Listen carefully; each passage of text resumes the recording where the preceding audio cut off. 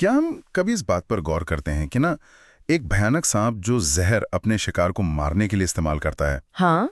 और एक डायबिटिक मरीज को जिंदा रखने वाला जो इंसुलिन का इंजेक्शन होता है या फिर हमारे सिर के बाल, मतलब इन सब में बुनियादी तौर पर क्या समानता है? ये सोचने वाली बात है सर। या फिर रसोई में रखा तेल सर्दियों में जमता नहीं है लेकिन मक्खन जमकर एकदम पत्थर हो जाता है। बिल्कुल। तो आज के इस गहन अध्ययन में हम जीव विज्ञान की कुछ ऐसी ही पहेलियों को सुलझाने वाले हैं।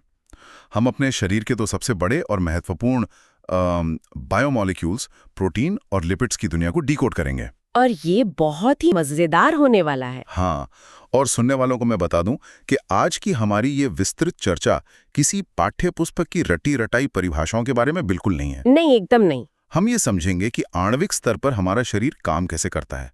तो मैम, क्या इस चर्चा की शुरुआत करें? इस अहम विषय पर बात करने के लिए मैं पूरी तैयार हूं सर। देखिए, अक्सर विज्ञान को ना केवल तथ्यों की एक सूची मान लिया जाता है। हाँ, जो कि काफी बोरिंग लग सकता है। सही कहा। लेकिन असल में ये कारणों और परिणामों की एक बेहद दिलचस्प कहानी है। अगर हम इस बात पर विचार करें कि पृथ्वी पर जीवन कैसे संभव हुआ, तो हमें कोशिकाओं के भीतर चल रही उस सूक्ष्म मशीनरी को समझना होगा जो लगातार काम कर रही है। बिल्कुल, बिना रुके, बिना थके। आज के हमारे इस गहन अध्ययन का मकसद यही है कि हम केवल ये न जानें कि प्रोटीन और लिपिड क्या हैं, बल्कि ये भी समझें कि वे कैसे काम करते हैं और उनका हमारे अस्तित्व से सीधा संबंध क्या है ना? एकदम सही। तो चलिए उस सूक्ष्म मशीनरी के सबसे बड़े हिस्से मतलब प्रोटीन से पर्दा उठाते हैं। अगर हम अपने शरीर की तुलना एक गगनचुंबी इमारत से करें ना मैम, हाँ, तो आमतौर पर कहा जाता है कि प्रोटीन उस इमारत की ईंटें और सीमेंट हैं। हमारी मांसपेशियां, त्वचा, नाखून, ये सब इसका भौतिक प्रमाण है। बिल्कुल सर। लेकिन अगर हम इसकी रासायनिक जड़ों तक जाएं, तो ये प्रोटीन आखिर है क्या और इसे ये नाम कहाँ से मिला? देखिए सर, ये नाम ना इसके काम को पूरी तरह से परिभाषित करता है। प्रोटीन शब्द ग्रीक भाषा के प्रोटियोस से आया है। प्रोटियोस, इसका मतलब क्या होता है? इसका अर्थ होता है प्रथम या सबसे महत्वपूर्ण। 1840 में बर्जीलियस और मुल्डर नामक वैज्ञानिकों ने सबसे पहले इस शब्द का इस्तेमाल किया था। अच्छा, 1840 में? हाँ, उन्हें ये एहसास हो गया था कि जीवन की बुनियादी संरचना इसके बिना अधूरी है। अगर हम किसी भी जीवित कोशिका को लें और उसमें से सारा पानी निकाल देना, तो जो जीवद्रव्य या प्रोटोप्लाज्म बचता है, उसका लगभग 15% हिस्सा सिर्फ प्रोटीन होता है। अरे वाह, 15%! हाँ, और रासायनिक रूप से देखें तो ये कार्बन, हाइड्रोजन, ऑक्सीजन और सबसे महत्वपूर्ण रूप से नाइट्रोजन का एक जटिल बहुलक है। यहाँ नाइट्रोजन का जिक्र काफी अहम लगता है मुझे, क्योंकि कार्बोहाइड्रेट्स और फैट्स में भी कार्बन, हाइड्रोजन और ऑक्सीजन तो होते ही हैं। बिल्कुल होते हैं। तो क्या ये नाइट्रोजन ही है जो प्रोटीन को उसकी वो खास पहचान या वो जादुई गुण देता है जिससे जीवन संभव हो पाता है? आपने बिल्कुल सही नब्ज पकड़ी है सर। वो नाइट्रोजन ही है जो अमीनो समूह का निर्माण करता है। अच्छा। जो प्रोटीन के निर्माण खंडों यानी अमीनो अम्लों या अमीनो एसिड्स का आधार है। प्रकृति में मुख्य रूप से 20 प्रकार के अमीनो अम्ल पाए जाते हैं। सिर्फ 20? हाँ, यही 20 अमीनो अम्ल वे बुनियादी इकाइयां हैं जो अलग अलग क्रमों में जुड़कर धरती के हर जीव के लाखों प्रकार के प्रोटीन्स का निर्माण करते हैं। अगर हम इसे थोड़ा विजुअलाइज करें ना छात्रों के लिए, तो ये लेगो ब्रिक्स के एक सेट की तरह लगता है। बहुत सही उदाहरण है ये, है ना? लेगो के उन 20 अलग अलग टुकड़ों को अलग अलग तरीके से जोड़कर हम कभी एक गाड़ी बना सकते हैं, कभी एक महल, तो कभी कोई रोबोट। बांधने वाली वह गोंद क्या है? उस गोंद को विज्ञान की भाषा में ना पेप्टाइड बंध या पेप्टाइड बॉन्ड कहते हैं। पेप्टाइड बंध। और ये कोई साधारण जोड़ नहीं है सर, बल्कि ये एक बहुत ही सटीक रासायनिक वेल्डिंग है। जब दो अमीनो अम्ल एक दूसरे के करीब आते हैं, तो पहले का कार्बोक्सिल समूह दूसरे के अमीनो समूह के साथ प्रतिक्रिया करता है। और फिर क्या होता है?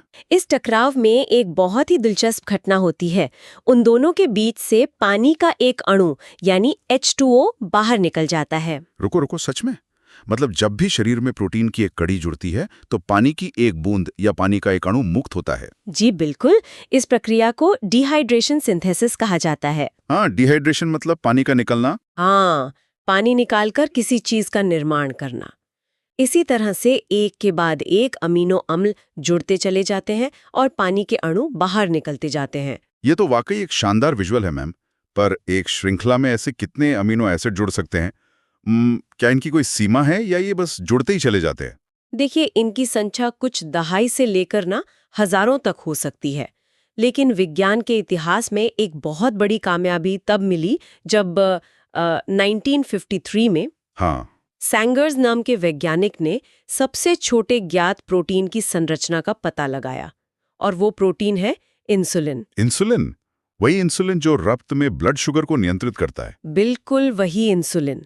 सैंगर्स ने खोजा कि इंसुलिन में केवल 51 अमीनो अम्ल होते हैं। सिर्फ 51? हाँ सर, ये 2 श्रृंखलाओं में होता है, एक अल्फा श्रृंखला जिसमें 21 अमीनो अम्ल होते हैं और एक बीटा श्रृंखला जिसमें 30 होते हैं। बाप रे, केवल 51 टुकड़ों का एक छोटा सा ढांचा, और अगर ये शरीर में न बने तो इंसान की जान पर बनाती है। सही कहा। लेकिन मैम, मैं सोच रहा था, अगर लेगो के इन 51 टुकड़ों को जोड़ते समय शरीर से कोई एक टुकड़ा गलत जगह लग जाए तो क्या होगा? मतलब क्या ये थोड़ा बहुत चल जाता है शरीर में? नहीं सर, ये कोई ऐसी चीज नहीं है जिसमें जरा सी भी चूक की गुंजाइश हो। अगर उस क्रम में एक भी अमीनो अम्ल गलत जुड़ गया ना, तो पूरा प्रोटीन बेकार हो सकता है या जानलेवा बन सकता है। उदाहरण के लिए, हीमोग्लोबिन के निर्माण में अगर सिर्फ एक अमीनो अम्ल अपनी जगह बदल ले, मतलब ग्लूटामिक एसिड की जगह वैलिन आ जाए, तो इंसान को सिकल सेल एनीमिया नाम की भयंकर बीमारी हो जाती है। अरे बाप रे! हाँ, इसमें लाल रक्त कोशिकाएं हंसिए के आकार की होकर नष्ट होने लगती हैं। प्राथमिक संरचना का सही होना ना जीवन और मृत्यु का अंतर है। ये तो डरावना भी है और प्रकृति की सटीकता का एक अद्भुत उदाहरण भी है। अब इस संरचना को थोड़ा और गहराई से समझते हैं सुनने वालों के लिए। बिल्कुल। अभी तक हमने बात की एक सीधी रेखा की, जिसे प्राथमिक संरचना कहते हैं। लेकिन शरीर के भीतर सब कुछ इतना सीधा तो नहीं होता ना? हाँ। मैं इसे एक पुराने जमाने के टेलीफोन के तार के रूप में देखना चाहूंगा मैम। ये कैसे सर? जैसे शुरू में तार एकदम सीधा है, लेकिन फिर हम उसे घुमाकर एक स्प्रिंग जैसा बना देते हैं। अरे वाह, ये एक बहुत अच्छी सादृश्यता है सर। उस स्प्रिंग जैसी संरचना को ही हम द्वितीयक संरचना कहते हैं। अच्छा। वो सीधी पॉलीपेप्टाइड श्रृंखला खुद ब खुद नहीं मुड़ती है। अमीनो अम्लों के बीच मौजूद हाइड्रोजन और ऑक्सीजन के परमाणु एक दूसरे को आकर्षित करते हैं और हाइड्रोजन बंध बनाते हैं। समझ गया। इस आकर्षण के कारण वो सीधा धागा या तो एक स्प्रिंग की तरह मुड़ जाता है, जिसे अल्फा हेलिक्स कहते हैं, या फिर एक चादर की तहों की तरह सिकुड़ जाता है, जिसे बीटा प्लीटेड शीट कहते हैं। तो ये प्रकृति का तरीका है उस लंबे धागे को कम जगह में समेटने का। बिल्कुल, और उसे स्थिरता देने का भी। लेकिन मैम, टेलीफोन का तार अक्सर आपस में ही उलझकर एक बड़ा सा 3D गुच्छा बन जाता है। क्या प्रोटीन भी इस तरह से खुद में उलझते हैं? उलझते जरूर हैं सर, लेकिन वो कोई बेतरतीब उलझाव नहीं होता। उसे हम तृतीयक संरचना या 3D स्ट्रक्चर कहते हैं। अच्छा, तो उसका एक फिक्स्ड पैटर्न होता है? जी। जब वो स्प्रिंग वाला धागा और अधिक मुड़कर एक बहुत ही विशिष्ट और जटिल 3D आकार ले लेता है। यहाँ ध्यान देने वाली बात यह है ना कि हमारे शरीर के जितने भी एंजाइम्स हैं, हाँ, वे इसी 3D आकार में काम करते हैं। तो क्या इसका मतलब ये है कि उनका आकार ही उनका काम तय करता है? 100% सर। एंजाइम्स एक ताला चाबी सिद्धांत पर काम करते हैं। उनकी 3D संरचना में एक विशेष खांचा या दरार होती है, जिसमें केवल एक विशिष्ट रसायन ही फिट हो सकता है। बिल्कुल ताले और चाबी की तरह। हाँ, और अगर आप प्रोटीन को बहुत अधिक गर्म कर दें, जैसे अंडा उबालते समय होता है, तो क्या होता है? तो उसके अंदर के ये नाजुक बंध टूट जाते हैं, उसका 3D आकार नष्ट हो जाता है और वो एक सीधा धागा बनकर आपस में उलझकर ठोस हो जाता है। इसे डीनेचुरेशन कहते हैं। ओह, तो इसीलिए उबला हुआ अंडा वापस कच्चा नहीं हो सकता। एकदम सही, क्योंकि प्रोटीन की 3D संरचना हमेशा के लिए टूट चुकी होती है। ये अंडे वाला उदाहरण बहुत ही सटीक है मैम, जो छात्रों को समझाता है कि तेज बुखार हमारे शरीर के लिए इतना खतरनाक क्यों होता है। बिल्कुल, क्योंकि तेज गर्मी हमारे अपने एंजाइम्स के 3D आकार को बिगाड़ सकती है। सही बात है। और फिर चतुर्थक संरचना क्या होती है? जब ऐसे कई 3D गुच्छे या कई अलग अलग पॉलीपेप्टाइड श्रृंखलाएं आपस में मिलकर एक बड़ी मशीन की तरह काम करती है ना, तो उसे चतुर्थक संरचना कहते हैं। इसका कोई उदाहरण? हीमोग्लोबिन इसका सबसे अच्छा उदाहरण है। जिसमें 4 अलग-अलग 3D इकाइयां मिलकर रक्त में ऑक्सीजन ले जाने का काम करती हैं। अब एक सवाल जो शायद हर सुनने वाले के मन में आ रहा होगा। जी सर, पूछिए। हमने देखा कि ये सब 3D गुच्छे जैसे हैं जो रक्त में तैर रहे हैं या एंजाइम्स का काम कर रहे हैं, लेकिन हमारे बाल, हमारे नाखून या त्वचा, मतलब ये तो कोई गुच्छे नहीं लगते। हाँ, ये काफी अलग दिखते हैं। ये तो बहुत सख्त और रेशेदार होते हैं ना, ऐसा क्यों? देखिए सर, आकार और घुलनशीलता के आधार पर ना प्रोटीन्स को 2 मुख्य श्रेणियों में बांटा गया है। जो एंजाइम्स या हीमोग्लोबिन हम देखते हैं वे गोलाकार प्रोटीन हैं। ये पानी या रक्त में घुलनशील होते हैं और शरीर के भीतर परिवहन या रासायनिक प्रतिक्रियाएं संभालते हैं। और दूसरी तरफ होते हैं तंतुवत प्रोटीन या फाइब्रस प्रोटीन। ये लंबे धागों या रेशों की तरह होते हैं जो एक दूसरे के समानांतर जुड़कर मजबूत केबल बनाते हैं। अच्छा, और क्या ये पानी में घुलते हैं? बिल्कुल नहीं, ये पानी में बिल्कुल नहीं घुलते।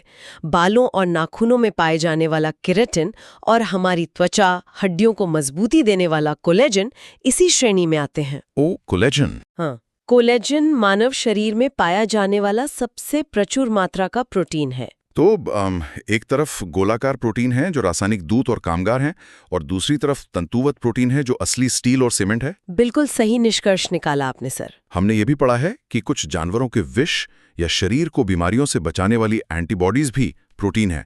मतलब प्रोटीन हथियार भी हो सकता है और ढाल भी। जी बिल्कुल।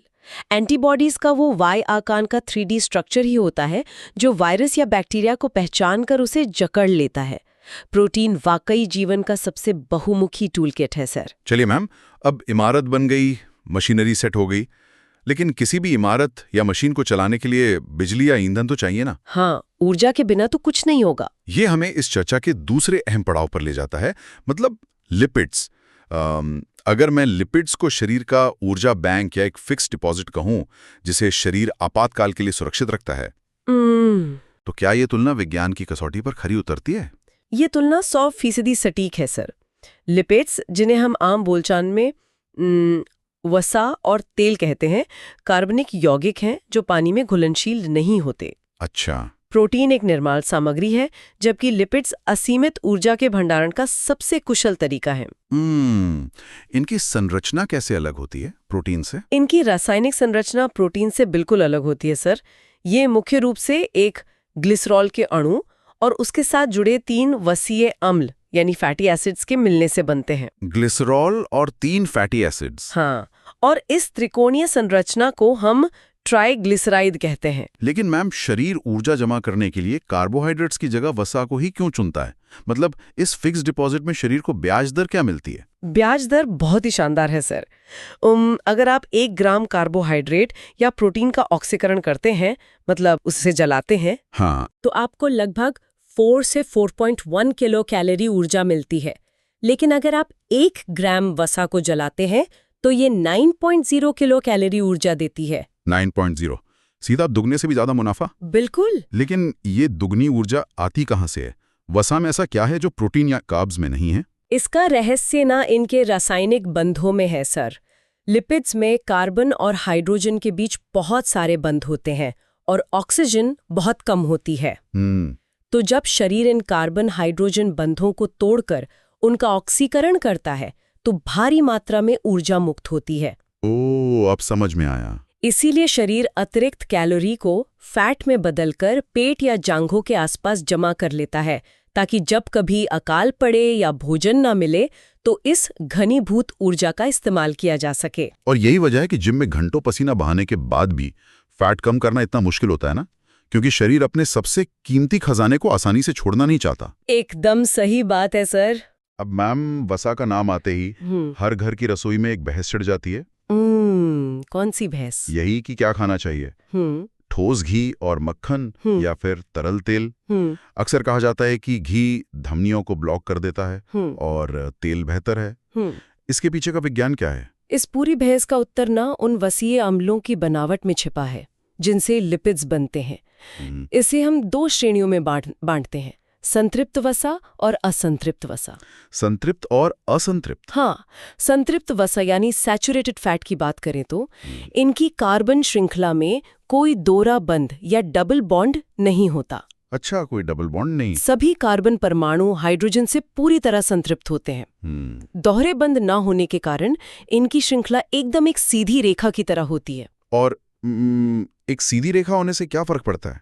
बहुत बड़ा फर्क पड़ता है सर, क्योंकि इनकी आकृतियां सीधी होती हैं, इसलिए ये अणु एक दूसरे के बेहद करीब आ जाते हैं और एकदम कसकर पैक हो जाते हैं। पैक होने के कारण ही ये सामान्य कमरे के तापमान पर ठोस होते हैं। अच्छा, इसलिए घी और मक्खन ठोस होते हैं। जी, जानवरों की चर्बी भी इसका उदाहरण है। और शरीर के भीतर जाने पर भी ये आसानी से पिघलते या टूटते नहीं हैं और रक्त धमनियों की दीवारों पर प्लाक के रूप में जम सकते हैं। ओह, तो ये पेंसिल की तरह सीधी पैकिंग ही वो कारण है जिससे दिल का दौरा पड़ने का खतरा बढ़ता है। फिर असंतृप्त वसा या तेल तरल क्यों होते मैम? असंतृप्त वसा की कार्बन श्रृंखला में कहीं न कहीं एक या अधिक दोहरे बंध होते हैं। ये दोहरा बंध श्रृंखला को सीधा नहीं रहने देता, बल्कि वहां पर एक मोड़ या बेंड पैदा कर देता है। यानी पेंसिल बीच में से टेढ़ी हो गई। बिल्कुल। अब अगर आप टेढ़ी मेढ़ी पेंसिलों को बक्से में रखने की कोशिश करेंगे तो वे कभी भी कसकर पैक नहीं हो पाएंगी ना। हाँ, उनके बीच काफी खाली जगह रह जाएगी। सही कहा। अणु आपस में मजबूती से नहीं जुड़ पाते और इसी कारण वे कमरे के तापमान पर तरल रहते हैं, जिसे हम तेल कहते हैं, जैसे जैतून का तेल, सरसों का तेल। समझ गया। और चूंकि इनके बीच के बंध कमजोर होते हैं, शरीर इन्हें आसानी से तोड़कर पचा लेता है और ये धमनियों में जमते नहीं हैं। ये तो एकदम स्पष्ट हो गया। लेकिन मैम, बाजार में एक और चीज मिलती है, वनस्पति घी, या जिसे डालडा भी कहते हैं। मैंने सुना है कि ये बनता तो तेल से है, फिर ये डिब्बे में इतना ठोस कैसे होता है? क्या भोजन बनाने वाली कंपनियां कोई रासायनिक चालाकी करती हैं? ये एक बहुत ही अहम बिंदु है सर। इसे हाइड्रोजनेशन की प्रक्रिया कहते हैं। उद्योग जगत क्या करता है कि तरल तेल को लेता है, हाँ, उसे निकेल जैसे उत्प्रेरक की उपस्थिति में उच्च तापमान पर गर्म करता है और उसमें से हाइड्रोजन गैस प्रवाहित करता है। तो उससे क्या होता है? ये गैस ना उन दोहरे बंधों को तोड़ देती है, यानी जो श्रृंखला टेढ़ी थी उसे जबरदस्ती सीधा कर देती है। वे जानबूझकर एक स्वस्थ तरल तल को नुकसानदायक ठोस संतृप्त वसा में बदल रहे हैं। पर ऐसा क्यों? मुख्य रूप से शेल्फ लाइफ बढ़ाने और टेक्सचर के लिए सर। तरल तेल जल्दी खराब हो सकता है, लेकिन ठोस वनस्पति घी सालों तक डिब्बे में खराब नहीं होता। अच्छा। बेकरी उत्पादों में वो खस्तापन लाने के लिए भी यह जरूरी होता है, लेकिन स्वास्थ्य के नजरिए से ये बहुत खतरनाक है। यह संतृप्त वसा से भी बदतर व्यवहार कर सकता है और कोलेस्ट्रॉल के स्तर को खतरनाक तरीके से बढ़ा सकता है। ये तो बहुत ही चौंकाने वाली जानकारी है छात्रों और हमारे सभी सुनने वालों के लिए। चलिए मैम, वसा के इस ऊर्जा वाले रूप से हट करना इसके संरचनात्मक काम की ओर चलते हैं। बिल्कुल सर। आपने शुरू में कहा था कि लिपिड्स पानी में अघुलनशील होते हैं, लेकिन हमारा शरीर, हमारी कोशिकाएं तो 70% पानी से बनी हैं। हाँ। अगर ये पानी में घुलते नहीं तो कोशिकाओं के अंदर ये क्या कर रहे हैं? यहीं पर प्रकृति का सबसे बड़ा जादू देखने को मिलता है सर। हम बात कर रहे हैं संयुक्त लिपिड्स की, विशेषकर फॉस्फोलिपिड्स की। फॉस्फोलिपिड्स। लेस्थीन इसका एक प्रमुख उदाहरण है। इन फॉस्फोलिपिड्स का डिजाइन न बहुत ही अनोखा होता है। इनकी प्रकृति दोहरी होती है। दोहरी प्रकृति से आपका क्या मतलब है? इन अणुओं का एक सिर होता है और एक पूंछ। जो सिर वाला हिस्सा है वो जलरागी होता है, यानी वो पानी की ओर आकर्षित होता है। और पूंछ? जो पूंछ वाला हिस्सा है वो वसीय अम्लों से बना होता है और जलरोधी होता है, यानी वो पानी से दूर भागता है। अरे वाह, ये तो एक अजीब विरोधाभास है। एक ही अणु का आधा हिस्सा पानी की तरफ भाग रहा है और आधा हिस्सा पानी से डर रहा है। पानी में डालने पर ऐसे अणु का क्या होता है? जब आप इन्हें पानी में डालते हैं ना, यानी कोशिका के तरल माहौल में, तो ये अणु तुरंत खुद को एक दोहरी परत या बायलेयर में व्यवस्थित कर लेते हैं। कैसे? सारे पानी से डरने वाले पूंछ वाले हिस्से एक दूसरे की तरफ मुंह करके अंदर छिप जाते और पानी से प्यार करने वाले सिर बाहर पानी की तरफ हो जाते। ये एक सैंडविच की तरह बन जाता है। और सर, यही दोहरी परत हमारी हर जीवित कोशिका की बाहरी झिल्ली बनाती है। ये एक अभेद्य दीवार है जो तय करती है कि कोशिका के अंदर क्या आएगा और क्या बाहर जाएगा। क्या बात है! अगर फॉस्फोलिपिड्स न होते ना तो कोशिकाएं पानी में घुल जाती और पृथ्वी पर जीवन का कोई वजूद ही ना होता। अद्भुत! मतलब कोशिका के चारों ओर सुरक्षा गार्ड्स की एक ऐसी फौज खड़ी है जिन्होंने एक दूसरे के हाथ पकड़े हुए हैं ताकि पानी अंदर बाहर न जा सके। एकदम सटीक उदाहरण है सर। अब मैम, सुरक्षा की बात हो ही रही है तो कोलेस्ट्रॉल को कैसे नजरअंदाज किया जा सकता है? टीवी पर विज्ञापनों में तो इसे हमेशा एक खलनायक की तरह पेश किया जाता है जो सिर्फ हार्ट अटैक का कारण बनता है। विज्ञान के नजरिए से कोलेस्ट्रॉल की क्या कहानी है? कोलेस्ट्रॉल एक व्युत्पन्न लिपिड है जिसे स्टीरॉल भी कहते हैं। विज्ञापनों ने जो छवि बनाई है ना सर, वो बस आधी सच्चाई है। आधी सच्चाई? हाँ, ये सच है कि रक्त में एलडीएल यानी खराब कोलेस्ट्रॉल की अधिक मात्रा धमनियों को सख्त कर देती है, जिससे उच्च रक्तचाप और हृदयाघात होता है। लेकिन हम कोलेस्ट्रॉल को पूरी तरह से खलनायक नहीं मान सकते। तो इसके सकारात्मक पहलू क्या है? मतलब शरीर इसे बनाते ही क्यों है? क्योंकि कोलेस्ट्रॉल हमारे शरीर का एक अत्यंत आवश्यक कच्चा माल है।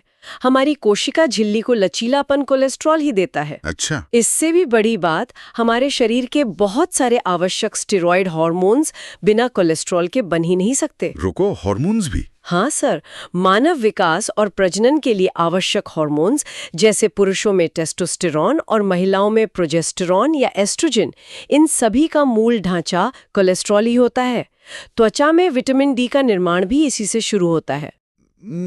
तो अति हर चीज की बुरी है, लेकिन इसके बिना जीवन संभव नहीं है।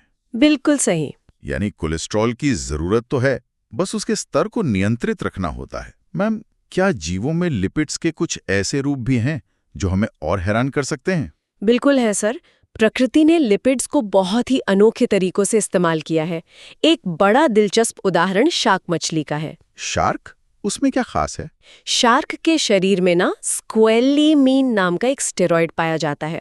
वैज्ञानिक इस पर बहुत गहन शोध कर रहे हैं, क्योंकि इस लिपिड में प्राकृतिक रूप से एंटीबैक्टीरियल और एंटी फंगल गुण पाए गए हैं। अरे वाह! ये शार्क को संक्रमण से बचाता है और भविष्य में इंसानों के लिए नई दवाइयां बनाने के काम आ सकता है।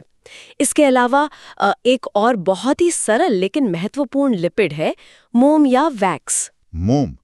शरीर में मोम का क्या काम हो सकता है? मोम का मुख्य काम सुरक्षा करना और पानी के नुकसान को रोकना है सर, क्योंकि मोम पानी में पूरी तरह अविलेय होता है।